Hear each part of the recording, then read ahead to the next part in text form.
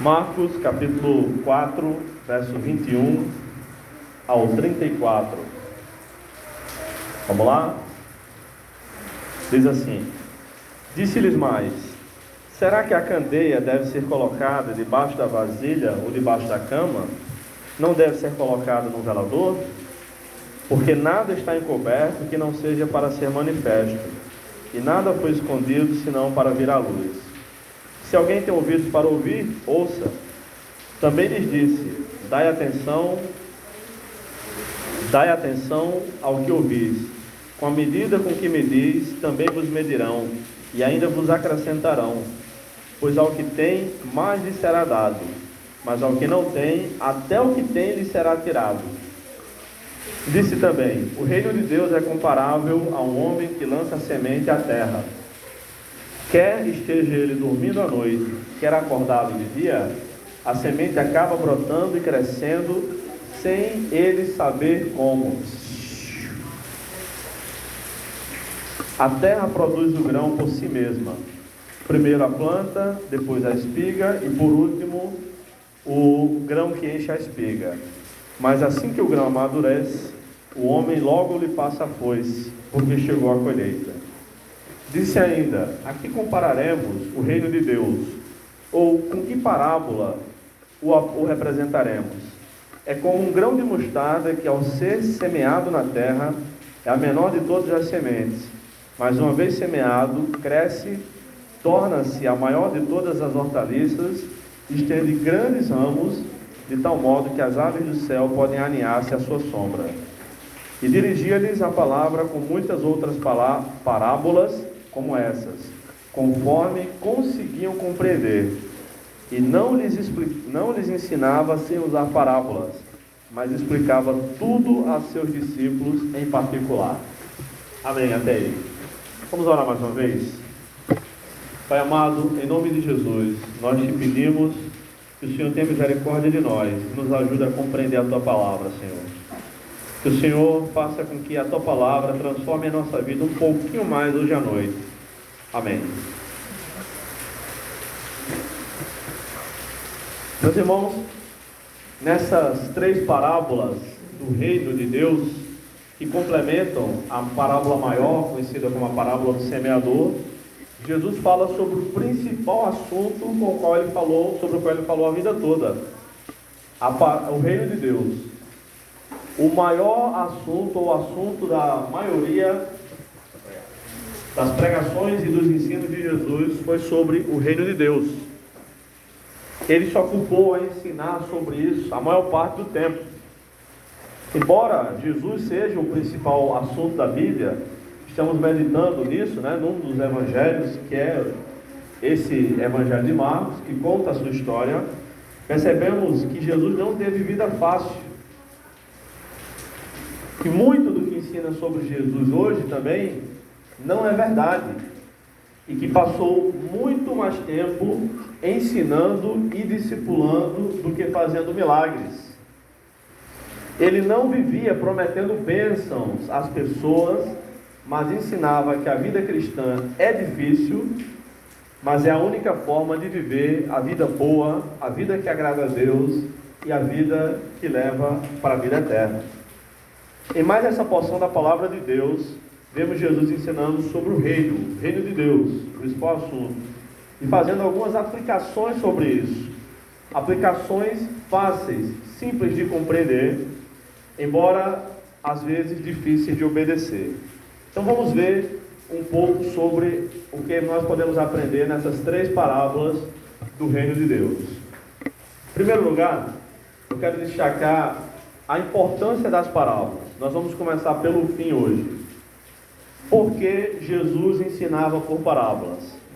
No sermão anterior, sobre a parábola do semeador, eu já dei algumas dicas sobre isso. Mas aqui nós concluímos a leitura nos versos 33 e 34 com as palavras que dizem o seguinte: e dirigia-lhes a palavra com muitas outras parábolas como essas, conforme conseguiam compreender. E não lhes ensinava sem usar parábolas, mas explicava tudo a seus discípulos em particular. Conforme Jesus explicou na parábola do semeador, ele ensinava por parábolas de propósito. E aqui a gente vê pelo menos duas razões para isso. Primeira, para que o povo conseguisse entender. Então a parábola é uma ilustração. É quando você está ensinando uma coisa teórica, técnica, e aí você dá um exemplo que clareia a mente. Isso é uma parábola, isso é uma ilustração. E Jesus fazia isso muito bem. No século XIX, um pastor batista da Inglaterra, chamado Charles Spurgeon, que até hoje é considerado como o príncipe dos pregadores, usava muito em seus sermões parábolas, ilustrações, o tempo inteiro. Na verdade, Spurgeon era um pregador que ele também era um poeta. Ele tinha vários livros escritos, que são publicados ainda hoje, quase 200 anos depois. E era interessante, irmãos, que naquela época, no século XIX, enquanto ele pregava no domingo na sua igreja, 2 taquígrafos iam taquigrafando, registrando seu sermão. Geralmente era baseado em um versículo apenas, e mandavam aquelas informações. E na segunda-feira pela manhã, no jornal impresso, o sermão de Spurgeon estava todo redigido lá, nos principais jornais da Inglaterra e dos Estados Unidos. Mandavam as informações por um cabo submarino, que aliás hoje também funciona para transmitir mais ou menos 99% das informações de internet. Então, tem muita gente que acha que a internet funciona muito mais por satélite. Não, a internet por satélite existe, mas é apenas 1% até agora e é muito mais lenta, tá? A maior parte da internet do mundo é por cabos submarinos. Isso, o sermão de Spurgeon era lido. Então, hoje em dia, o pessoal publica livros com os sermões dele. E vendia muito, vendia tanto os sermões dele, que durante várias épocas da sua vida, ele abriu mão do salário da igreja, que era uma igreja imensa. Ele pregava para 3, 5 mil pessoas todo domingo, além dos 60 ministérios que a igreja dele tinha. Então ele abriu mão do salário da igreja, ficou recebendo apenas os royalties dos seus sermões que os jornais pagavam, de tanto que vendia. E qual era o segredo de Spurgeon? Além de ser um homem extremamente inteligente, devotado a Deus, um homem de oração, era um homem que usava ilustrações, dava exemplos vívidos. E até hoje, eu leio os livros de Spurgeon, já li vários, e é impressionante a clareza com que ele explica as coisas. Eu não concordo com tudo que ele escreveu, claro que não concordo, mas ele explica com uma clareza impressionante. Com quem ele aprendeu isso? Com o mestre dos mestres, nosso Senhor Jesus Cristo. A segunda razão pela qual Jesus ensinava por parábolas era para que pudesse explicar o sentido mais profundo aos seus discípulos posteriormente. É isso que diz o verso 34. Veja comigo o verso 34. E não lhes ensinava sem usar parábolas, mas explicava tudo a seus discípulos em particular. Conforme eu disse semana passada, isso se repete aqui na passagem. Então Jesus explicava para a multidão o seu ensino, e alguns iam embora, mas os mais interessados chegavam a ele para ter mais informações.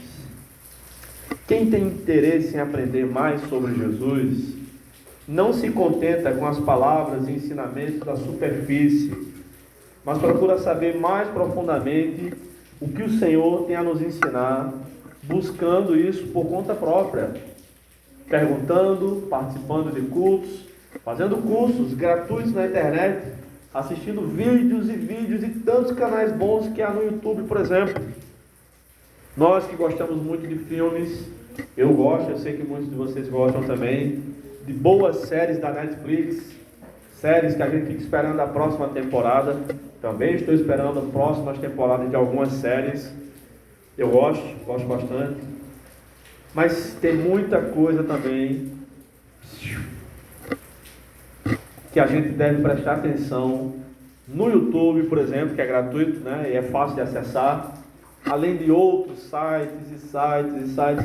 Eu recomendo para os meus alunos sites que eles, pastor, nunca imaginei que tinha tanto isso de graça. Eu digo, é porque você não lê inglês, não ouve inglês, não entende inglês. Se souber, aí não é um mundo, é um universo de material, de cursos gratuitos.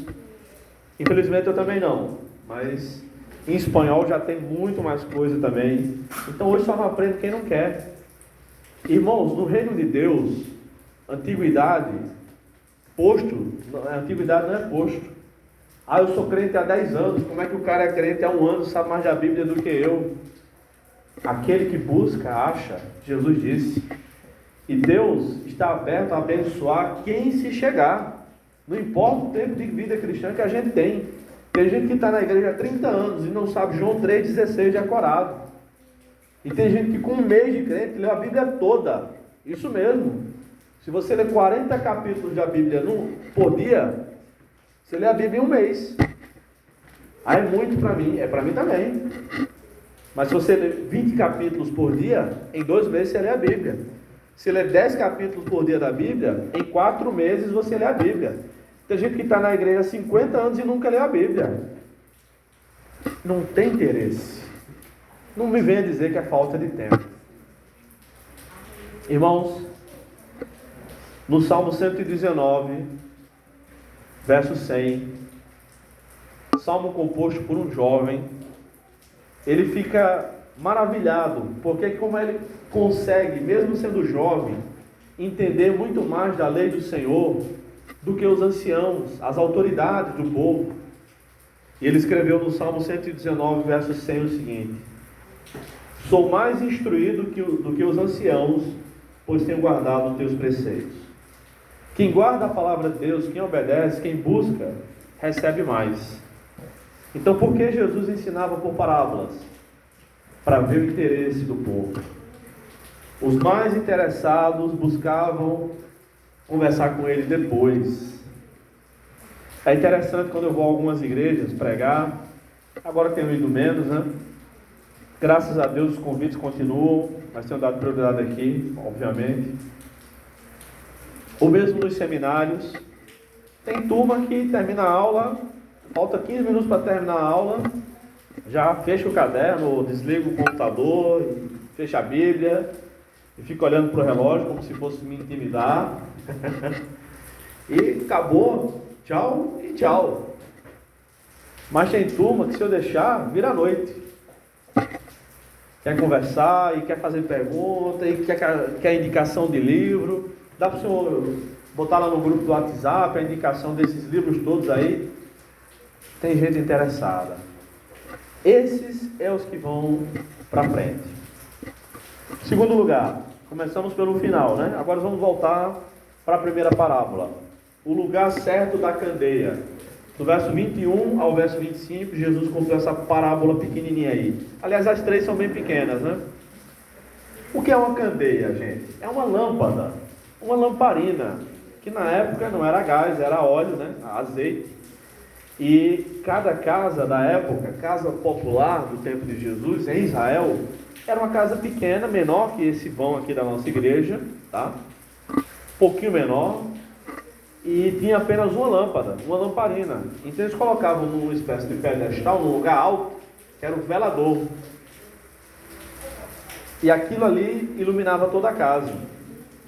Antigamente faltava bastante luz, né? Faltava energia bastante, eu lembro. Faltava mais do que falta hoje, né? Hoje é difícil faltar energia, né? À noite, sobretudo. Mas aí quando falta energia, o que é que a gente faz? A gente pega a vela ou a lanterna, a luz do celular e coloca no chão. Quem faz isso? No chão? Em cima de alguma coisa.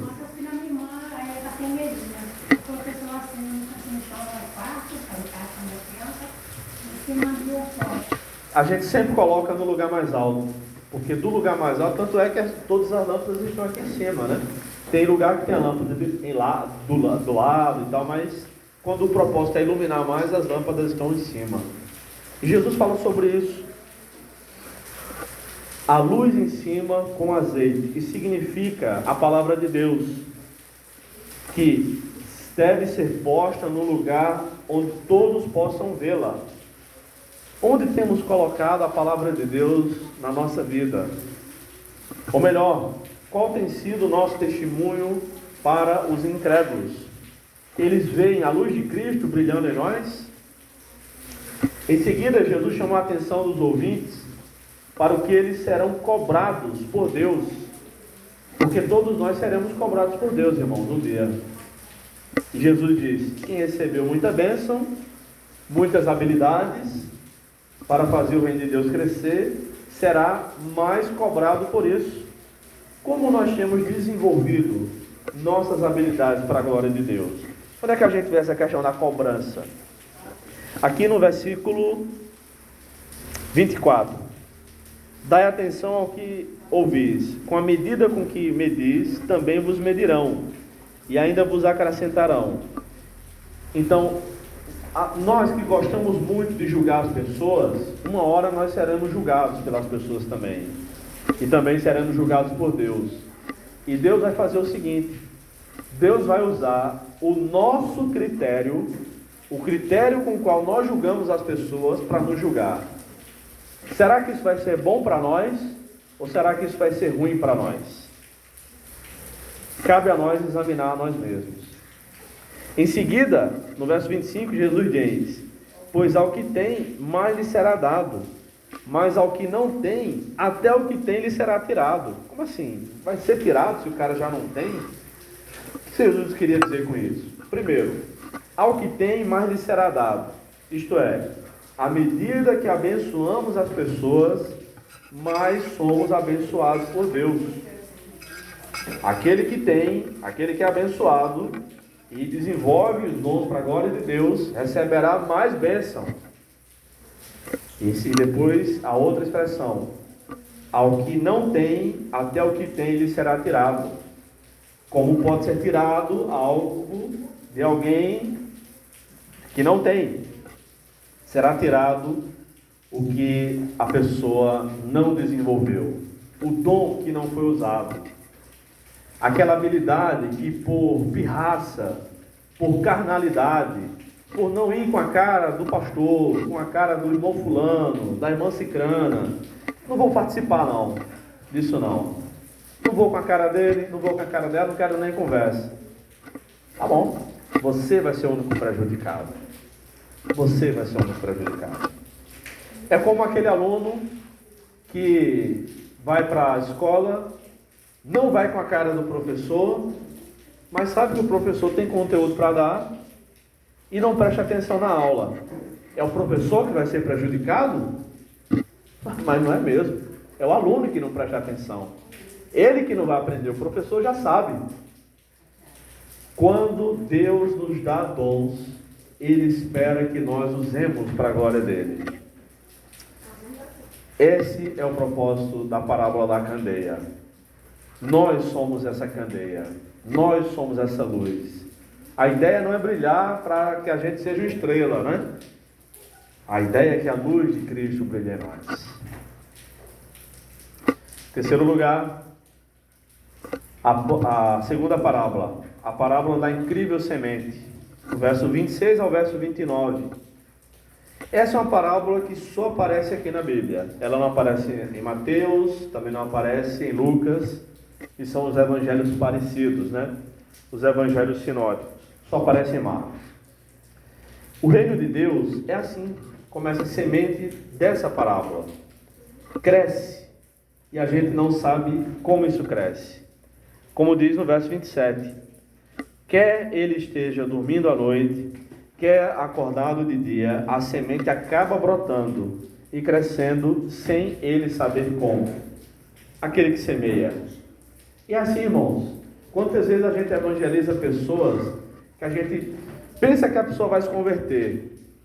A pessoa vem para a igreja, 1 mês, 2 meses, 6 meses, 1 ano, chora com as pregações, gosta de ouvir louvores, mas não se converte. Quantas vezes eu evangelizei pessoas no sertão, sobretudo no sertão, e estava pregando com alguém do lado, né? E a pessoa, outro cristão orando e tal, e a gente, às vezes nem era eu que estava pregando, mas estava orando, enfim, E a pessoa confirmando assim com a cabeça e dizendo: é verdade, sou pecador, preciso mesmo. E às vezes chorava. Disse: então, você precisa receber Jesus na sua vida. Na mesma hora, eu vi isso várias vezes, irmãos. Só levanta a cabeça, enxuga os olhos assim, tira as lágrimas do rosto, não é? Tem que virar crente. Prefiro ir para o inferno, eu já ouvi isso, do que virar um crente. E às vezes a gente nunca imagina, aquele ali pode se converter, pode ser um grande missionário. O maior exemplo bíblico que nós temos, sem dúvida alguma, é o do apóstolo Paulo. Paulo se alegrava em perseguir os crentes, bater nos crentes e matar os crentes. E os crentes morriam de medo dele. Até quando ele se converte, os crentes estão separados num lugar, lá em Damasco, meio que escondidos. E Barnabé fala, né, ele quer vir aqui. Não, esse homem ele quer descobrir o nosso esconderijo para nos levar preso.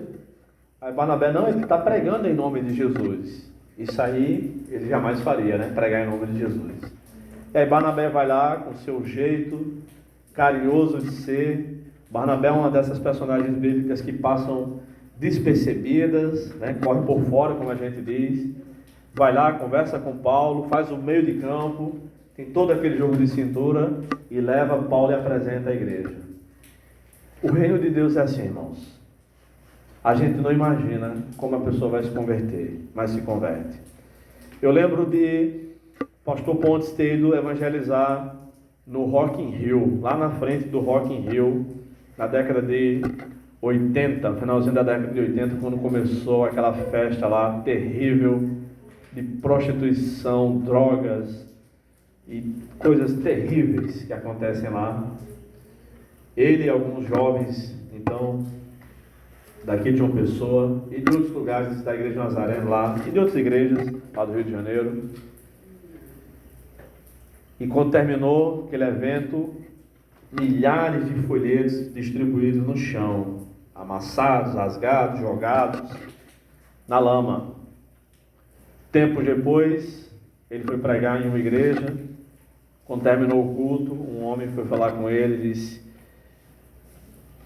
descobriu que ele tinha ido evangelizar lá naquela época. Disse: então, eu estava lá, passei a noite bêbado, drogado, fui ficando sóbrio, de manhã eu já estava sóbrio.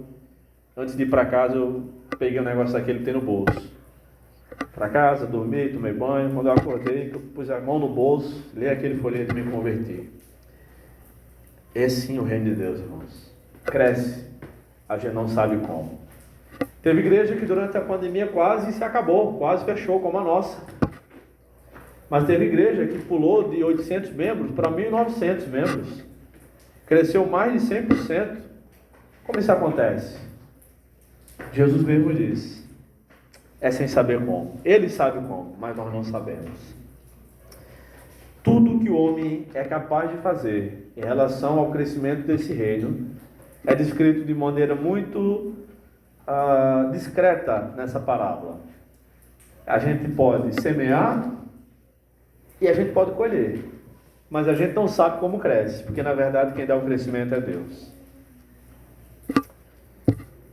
Em quarto e último lugar, a terceira parábola, a parábola do grão de mostarda, verso 30 ao verso 32.